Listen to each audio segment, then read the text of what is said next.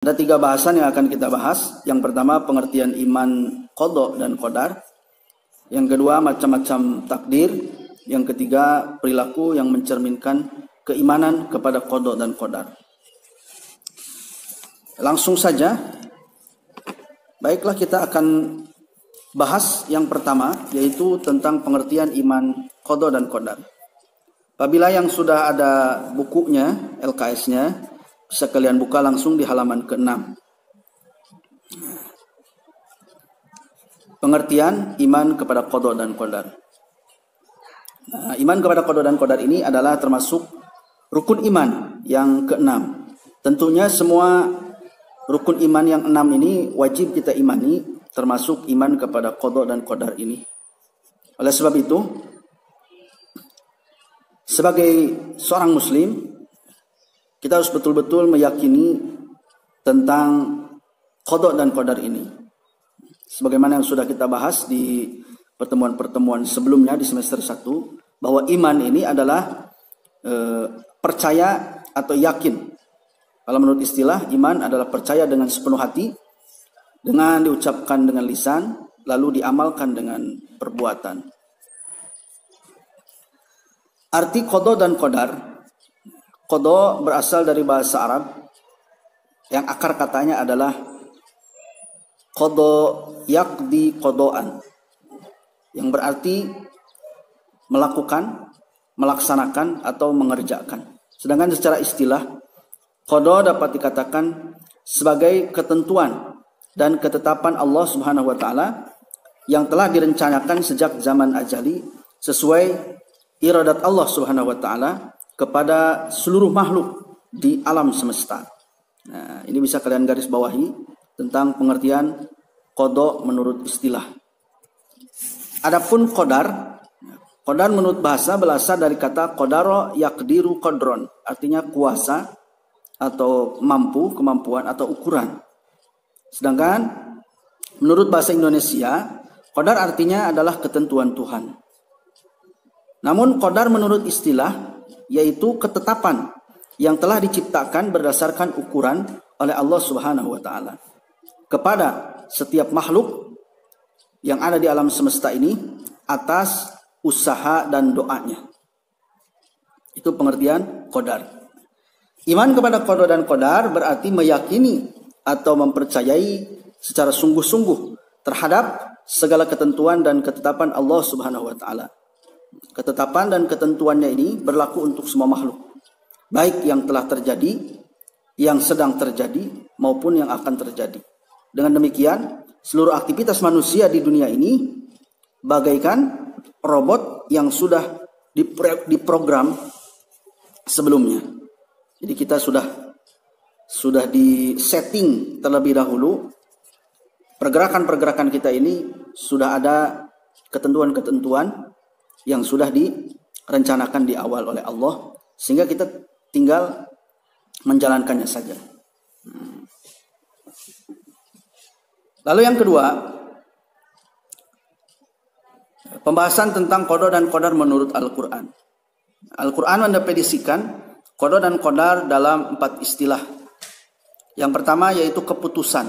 Ini sesuai dengan firman Allah yang ada di dalam surat Ali Imran ayat ke-47. Lalu yang kedua, pengertian qada dan qadar menurut Al-Quran adalah ketetapan hukum Allah. Ini sesuai dengan surat Al-Ahzab ayat 36. Lalu yang ketiga, qada dan qadar menurut Al-Quran adalah ukuran. Ini disandarkan kepada firman Allah di dalam surah Al-Furqan ayat kedua. Lalu yang keempat, pengertian qada dan qadar menurut Al-Quran adalah penciptaan. Sesuai dengan firman Allah di dalam surah Fussilat ayat 12. Sebagai umat Islam, kita wajib beriman kepada qada dan qadar dengan sepenuh hati. Segala sesuatu yang terjadi pada setiap makhluk atas kehendak Allah Subhanahu wa taala. Dan kita harus beriman pula kepada qada dan qadar ini tidak hanya diyakini di dalam hati saja, tetapi juga kita harus mengikrarkan dengan lisan kita dan mengamalkan dengan perbuatan kita. Ketika kita mengakui di dalam hati kita bahwa ketentuan dan ketetapan yang sudah ditentukan oleh Allah Subhanahu wa taala kepada kita itu adalah benar-benar ketentuan dan ketetapan yang sudah ditentukan oleh Allah, maka lisan kita pun tidak boleh mengelak. Kita harus berbicara tentang ketentuan dan ketetapan Allah ini, bahwa ini adalah ketentuan dan ketetapan Allah. Lalu sebagai actionnya, perilaku kita dan perbuatan kita itu pun mencerminkan perilaku yang beriman kepada qada dan qadar. Perilaku yang mencerminkan bahwa kita adalah orang yang beriman kepada qada dan qadar. Pengertian iman kepada qada dan qadar ini meliputi 3 hal. Yang pertama, mempercayai bahwa Allah Subhanahu wa taala telah menciptakan semua makhluk dengan kekuasaan dan kehendaknya, juga kebijaksanaannya. Ini sesuai dengan surah Ar-Ra'd ayat 41. Yang kedua, mempercayai bahwa Allah Subhanahu wa taala mempunyai hukum dan sunnah dalam menciptakan makhluknya. Hukum ini berlaku sepanjang masa dan tidak akan berubah-ubah. Ini pun disesuaikan dengan firman-Nya di dalam surah Al-Fat ayat 23. Yang ketiga, mempercayai bahwa Allah Subhanahu wa taala yang menentukan hasil akhir dari segala usaha keras yang dilakukan oleh manusia. Hanya kepada Allah Subhanahu wa taala tempat berserah diri. Ini sesuai dengan yang ada di dalam surah Yusuf ayat 67. Qada dan qadar merupakan satu kesatuan yang tidak dapat dipisahkan meskipun memiliki arti yang berbeda. Nah, keduanya saling berkaitan.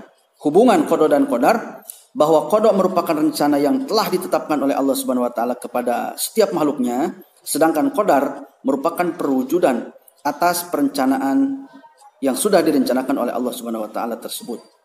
Allah Subhanahu wa taala berfirman di dalam Al-Qur'an surah Al-Furqan ayat 2, "Alladzi lahu mulkus samawati wal ard wa lam yattakhidh waladan wa lam yakul lahu syarikun fil mulk wa khalaqa kulla syai'in faqaddarahu taqdira." Yang artinya, yang kepunyaannya lah kerajaan langit dan bumi, dan dia tidak mempunyai anak dan tidak ada sekutu baginya dalam kekuasaannya, dan dia telah menciptakan segala sesuatu dan dia menetapkan ukuran-ukurannya dengan serapi-rapihnya. Nah, tidak mungkin apa yang ada pada diri manusia itu, baik di dalam ataupun di luar, ataupun yang ada di bumi ini, diciptakan dengan asal-asalan. Nah, ini tidak mungkin. Pasti diciptakan dengan sangat detail sekali. Diciptakan oleh Allah dengan sangat rapi, tentunya dengan perencanaan yang tidak mudah, sehingga lahirlah kita sebagai manusia yang tinggal di bumi untuk mengurus bumi ini. Kita hidup di dalamnya dan menjalankan apa yang sudah ditentukan dan ditetapkan oleh Allah Subhanahu wa taala.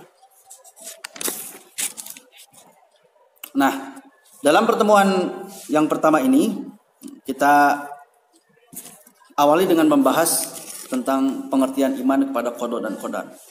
Nah, ini termasuk salah satu pembahasan yang cukup rumit di dalam agama Islam karena cukup banyak perbedaan pendapat tentang qada dan qadar ini.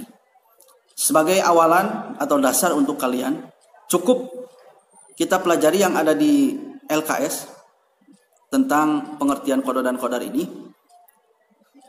Yang pertama, sebagai bahan untuk menambah wawasan kalian tentang pengertian kepada iman atas qada dan qadar.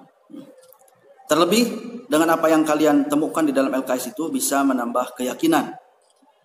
Dengan sepenuh hati, sungguh-sungguh, keyakinan kalian menjadi bertambah mantap dengan adanya kita belajar tentang qada dan qadar.